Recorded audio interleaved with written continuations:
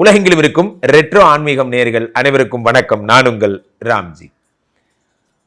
வருகின்ற மே மாதம் 19ஆம் தேதி நடக்கவிருக்கின்ற ராகு கேது பெயர்ச்சியைத்தான் நம்ம இப்போ பார்க்க போகிறோம். ராகு பகவான் உலகத்தினுடைய போககாரகன் என்று அழைக்கப்படுகிறார். உலகத்தில் போககாரகன் என்றால் ராகு பகவான்.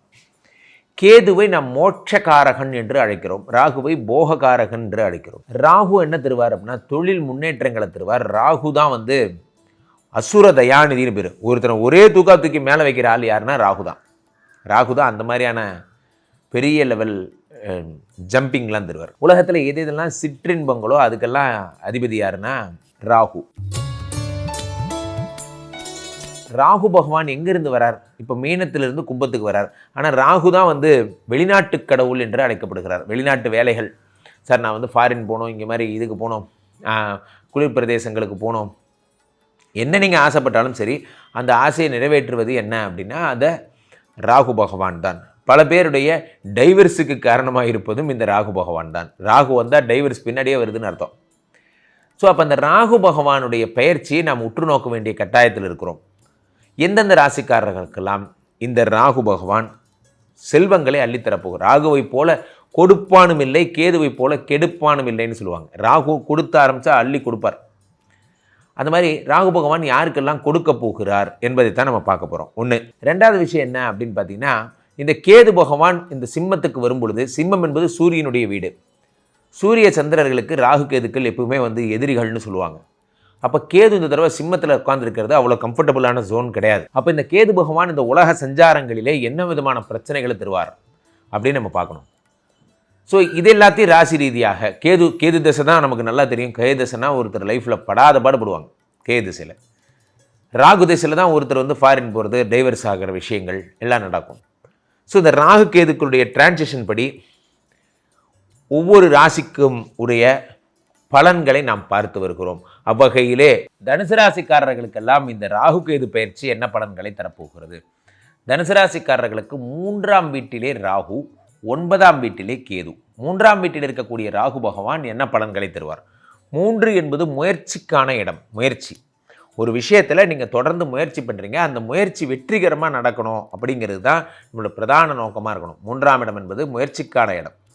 அந்த 3ஆம் இடத்திலே ராகு பகவான் வரும்பொழுது நிதானத்தையும் பொறுமையும் வெற்றியை நோக்கிய பயணத்தையும் தருகிறார். அதுதான் முக்கியமான விஷயம், வெற்றியை நோக்கிய பயணம். இந்த 3ஆம் இடம் என்பது என்ன அப்படின்னு பார்த்தீங்கன்னா சகோதர பாவம், தைரியம். சார் உலகத்தில் ஒன்று தெளிவாக தெரிஞ்சுக்கோங்க, வாழ்க்கையில் எப்பேற்பட்ட சுச்சுவேஷன் வேணால் நீங்கள் ஹேண்டில் பண்ணலாம். தைரியம்தான் வாழ்க்கை, பயம்தான் மரணம். தைரியம்தான் வாழ்க்கை, பயம்தான் மரணம். உலகத்தில் யாரெல்லாம் தைரியத்தை கைவிளக்காக ஏந்திக் கொள்கிறார்களோ எப்பேற்பட்ட இருட்டிலும் அவர்கள் சென்று விட முடியும். உலகத்திலே நண்பர்களே, வீர அலெக்சாண்டர் அவர் சொல்கிறாங்க, வீர அலெக்சாண்டர் அவர் ஏன் அப்படி அவர் அவ்வளோ பெரிய ஆளுன்னு சொல்கிறோம் அப்படின்னா, அவர் ஒரு தீவுக்கு சண்டை போட போனார்னு வச்சுக்கோங்களேன். தன்னுடைய கப்பல்கள் ஒரு 7-8 கப்பல் எடுத்துகிட்டு ஒரு தீவுக்கு சண்டை போட போகிறாருன்னா, அந்த சண்டை செய்கிறதுக்கு முன்னாடி அங்கே இருக்கிற தீவு அந்த அவரோட கப்பல் தவிர, அதாவது எப்படி சொல்கிறது, அந்த வீரர்களோட கப்பல் இருக்கு இல்லையா, அவங்கெல்லாம் தப்பிச்சு போகிறத தவிர இவருடைய சொந்த கப்பலை எரிச்சிருவார். அதனால தான் இந்த கிரேட் அலெக்சாண்டர்னு நம்ம சொல்கிறோம். Alexander the great. ஏன் அப்படி சொல்கிறோன்னா, அவருடைய கப்பலை அவர் எரித்து விடுவார். போனால் எதிரி நாட்டுக்காரனை ஜெயிச்சுட்டு அவன் கப்பலில் தான் போவேன், இல்லைன்னா இங்கேயே இருந்து செத்து போவேன், ஆனால் தோக்க மட்டும் மாட்டேன் என்று. அதுதான் வீர அலெக்சாண்டருங்கிறது. அதனால தான் Alexander the great Alexander. So அந்த 3ஆம் வீடு என்பது இப்பேற்பட்ட நன்மைகள்லாம் தரப்போகிறது, தைரியங்களை தருகிறது. தைரியம். அந்த 3ஆம் இடத்திலே சகோதர பாவத்திலே ராகு பகவான் வரும்பொழுது சகோதரர்களால் நன்மை போன்றவை எல்லாம் கிடைக்கிறது. உங்களுக்கு என்ன நடக்கிறதுனா, 9ஆம் வீட்டில் இருக்கக்கூடிய கேது, பாக்யஸ்தானத்தில் கேது. பாக்ய கேது என்ன பலன்கள்லாம் தருகிறார் என்றால் அதிர்ஷ்டங்களை அள்ளி தருகிறார். சரி, ஒரு உணவகம் இருக்கு. இந்த 3ஆம் இடம் என்பது பொறுமை, 3ஆம் இடம் என்பது சகிப்புத்தன்மை. அந்த இடத்துல ராகு வரும் பொழுது முயற்சி மட்டுமல்ல, சகிப்புத்தன்மையும் பொறுமையும் கூட உங்களுக்கு தேவைப்படுகிறது. என்ன ஆகுது, ஒருத்தர் உணவகத்துக்கு சாப்பிட போகிறார். சாப்பிட போகும்போது மேலே ஒரு கரப்பாம்பூச்சி உட்காருது. ஒரு கரப்பாம்பூச்சி உட்கார்ந்தோடனே அந்த கரப்பாம்பூச்சியால் டென்ஷனான இவர் என்ன பண்ணுறார், தோள்கள் எல்லாம் உதறார். ஒரு லேடி தோலெல்லாம் உதறாங்க. உதரும்போது கையில் இருந்த காப்பி டம்ளர் கீழே கொட்டிடுச்சு. ஒருத்தர் மேலே இடிக்கிறாங்க. அவங்க சாப்பாட்டை கீழே கொட்டிட்டாங்க. அப்படியே அந்த கரப்பாம்பூச்சி பறந்து போய் இன்னொருத்தருடைய தோலில் உட்காருது. அவங்களும் ஐயோ கரப்பாம்பூச்சின்னு சொல்லி கத்திட்டு அவங்க சூப் குடிச்சிட்டு இருந்தாங்க. அந்த சூப்பெல்லாம் கீழே கொட்டிருச்சு. இப்படியே வந்து தொடர்ந்து அவங்க வந்து அந்த அந்த கேன்டீனையே அல்லோகலப்படுத்திட்டாங்க, அங்கே இருந்த சாப்பிட்றவங்களே. அப்போ அங்கே வந்து பேரர், அதாவது சாப்பாடு வைப்பார் இல்லையா, உணவகம் தொழிலாளர், அவர் கொண்டாந்து சாப்பாடு வைக்க வர்றார். அவர் மேலேயும் இந்த கரப்பாம்பூச்சி பறந்து போய் உட்காருது. இவர் என்ன பண்ணுறார், அந்த கரப்பாம்பூச்சி இப்படி பார்க்குறார், அந்த பேரர் இப்படி பார்க்குறார். இப்படி பார்த்துட்டு என்ன அப்படி பார்க்குறார், ஒன்றும் ரியாக்ட் பண்ணல, அமைதியாக பார்த்துட்டே இருக்கார். இந்த கரப்பாம்பூச்சி அதுவே பறந்து அப்படி கையில் பிடிச்சி தூக்கி போட்டுறாரு. சார், எந்த ஒரு விஷயத்துலையும் ரியாக்ட் பண்ணுறது வேற, ரெஸ்பாண்ட் பண்ணுறது வேற. இதை கற்றுக்கணும். தனுசு ராசிக்காரர்கள் ஒரு விஷயம் கற்றுக்கணும். ரியாக்ட் பண்ணுறது அப்படிங்கிறது நீங்கள் எதிர்வினையாற்றுவது, ரெஸ்பாண்ட் பண்ணுவது என்பது அதற்கு ரெஸ்பாண்ட் பண்ணுறது. ஜஸ்ட் பதில். அப்படியா, உங்களை பற்றி இப்படி சொல்கிறாங்க, அப்படியா, அப்படின்னா அது ரெஸ்பாண்ட். ரியாக்ஷன் அப்படின்னா எப்படி அவன் அப்படி சொல்லலாம் என்று நினச்சா அது பேர் ரெஸ்பாண்ட், அது பேர் ரியாக்ஷன். ரியாக்ஷன் அப்படின்னா என்ன அப்படின்னா ஆக்ஷன் ரியாக்ஷன், வினை எதிர்வினை. ஸோ ரெஸ்பாண்ட் அப்படின்னா அப்படி கிடையாது. ப்ளீஸ் ரெஸ்பாண்ட் மை கால், என் காலை அட்டன் பண்ணுங்க, பேசுங்க எல்லாம் சொல்லல, ரெஸ்பாண்ட். இப்போ 3ஆம் இடத்துல ராகு பகவான் வரும்போது ரியாக்ஷனை கம்மி பண்ணிவிட்டு ரெஸ்பான்ஸை அதிகப்படுத்திக்கணும். எந்த ஒரு ஏரோ வந்தாலும் அந்த ஏரோவை பிடுங்கி பல் குத்திக்கணும், அதெல்லாம் வேறு லெவல். அப்போ நம்ம அவ்வளோ பெரிய ஆள்லாம் கூட வேண்டாம். அந்த ஏரோ உங்கள் மேலே பாதிக்கப்படாமல் நகர்ந்துக்கணும். ஏன் ஏரோவை நீங்கள் ஏற்றுக்கிறீங்க, உங்கள் மேலே ஒரு பழி சொல்ல ஏன் ஏற்றுக்கிறீங்க? அப்படியே பழி சொல்லே சொன்னாலும் ரெஸ்பாண்ட் அப்படிங்களாங்க. சரி, காலம் பதில் சொல்லும். நன்றி, தொடர்ந்து பயணிப்போம். நன்றி, அவ்வளோதான். இதுக்கு பேர் தான் ரெஸ்பாண்ட். ரியாக்ட்னா என்ன, என்னை எப்படி நீ அப்படி சொல்லுவேன் என்று சண்டை போட்டால் அது பேர் ரியாக்ஷன். ஏன்னா 3ஆம் வீடு என்பது உணர்ச்சி பூர்வமான இடம். அந்த இடத்துல ராகு பகவான் வரும்பொழுது தேவையில்லாமல் உங்களுடைய ஈகோ டச் ஆகும். ஏதோ ஒரு மீனிங்கில் என்னமோன்னு சொல்கிறாங்க, அது உங்கள் ஈகோ டச் ஆனதான் நீங்கள் நினச்சிக்கிட்டு நீங்களே வந்து எல்லாத்தையும் கெடுத்துக்கிறீங்க. உலகத்தில் ஒரே ஒரு விஷயம், இந்த 3 எழுத்து வார்த்தை ஈகோ அப்படிங்கிற ஒரு விஷயம் இருக்குது பார்த்தீங்களா, உலகத்தில் எல்லாத்தையும் கெடுத்துரும். உங்களுடைய வளர்ச்சி, முன்னேற்றம், உங்களுடைய நம்பிக்கை எல்லாத்தையும் கெடுத்துரும் இந்த ஈகோ. ஈகோன்னா என்ன அப்படின்னா, நான் ஏன் உங்கள்கிட்ட கேட்கணும், நான் ஏன் உன்னை பார்க்கணும், நான் ஏன் உங்கள்கிட்ட சொல்லணும் என்ற எண்ணம். இது ஒட்டுமொத்த வளர்ச்சியும் தடுத்துரும். இந்த 3ஆம் இடத்துல வரக்கூடிய ராகு பகவான் உங்கள் மனசுக்குள்ளே என்ன பண்ணுறார் அப்படின்னா, ஒரு எண்ணத்தை உருவாக்குறார். நான் ஏன் இவன்கிட்ட போய் கேட்கணும், இவன்லாம் யார் எனக்கு என்ற எண்ணத்தை உருவாக்குவார்.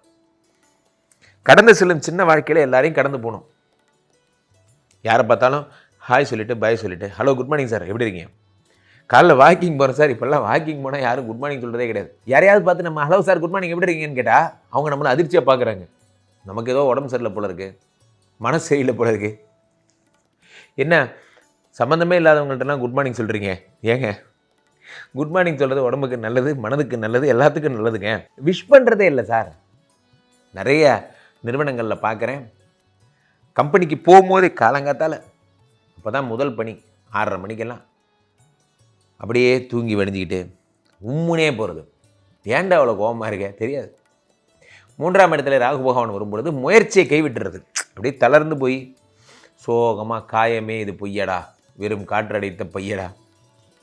நீங்கள் ரொம்ப சின்ன பையன்தான், பெரிய வயசுலாம் உங்களுக்கு ஆயிரல. இப்போ நினச்சா கூட நீங்கள் வாழ்க்கையில் எவ்வளோ பெரிய உயரங்களை எட்ட முடியும்.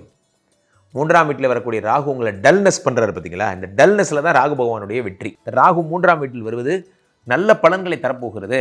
உங்களை ஊக்குவிக்க தான் வந்திருக்கார். ஆனால் அழகாக எழுதுவார் வாலி, ஊக்குவிப்பவன் ஊக்குவித்தால் ஊக்குவிப்பவன் கூட தேக்குவிப்பான். அது எவ்வளோ பெரிய விஷயம் தெரியுமா? ஸோ சாதாரணமாக ஒரு விஷயம் பண்ணிகிட்டு இருக்கவங்க கூட நீங்கள் பெரிய ஆளாகிறதுக்கான எல்லா விதமான நன்மைகளும் உங்களுக்கு இந்த ஊக்கத்தில் இருக்கிறது. 3ஆம் வீட்டு ராகுவில் இருக்கிறது, கேதுவில் இருக்கிறது. ஸோ நல்ல விஷயங்கள் எல்லாத்தையும் கேளுங்க. தொடர்ந்து நீங்கள் ஒரு நாளில் எந்திரிச்சிங்கன்னா காலிலேருந்து நைட் வரைக்கும் நல்லதை மட்டுமே கேளுங்க. 9ஆம் வீட்டில் வரக்கூடிய கேது 6 தாண்டிய பயணங்களை உண்டாக்குவார். கர்நாடகா போகிறது, ஆந்திரா போகிறது போன்ற 6 தாண்டிய பயணங்கள் எல்லாம் உங்களுக்கு இந்த கேது பகவான் உண்டாக்குகிறார். பக்கத்து ஊர், நமக்கு வந்து கண்டம் விட்டு கண்டம் தான் போக முடியல, ஸ்டேட்டு விட்டு ஸ்டேட்டாவது போகலாம் போன்ற எண்ணங்களை உண்டாக்குவார். அதே மாதிரி இந்த ராகு பகவான் என்ன எண்ணங்களை உருவாக்குகிறார் என்றால், உங்களுக்கு வரக்கூடிய முயற்சியில் பெரிய வெற்றிகளை தருகிறார், தைரியத்தை தருகிறார். ஆகையினாலே தனுசு ராசிக்காரர்கள் பெரிய வெற்றியெல்லாம் அடைய போகிறீங்க. தொடர்ந்து முயற்சி பண்ணுங்கள். கீழே போயிட்டு இந்த 2 நம்பரை கூப்பிடுங்க, சொந்த ஜாதகத்தை பார்த்து கொள்ளுங்கள். உலக புகழ் வாய்ந்த நமது ஸ்ரீமடத்திலே தினசரி நடக்கின்ற விஷ்ணுமாயா ஹோமங்களில் கலந்து கொள்ளுங்கள். மீண்டும் ஒரு நல்ல பதிவில் சந்திப்போம். நன்றி, வணக்கம்.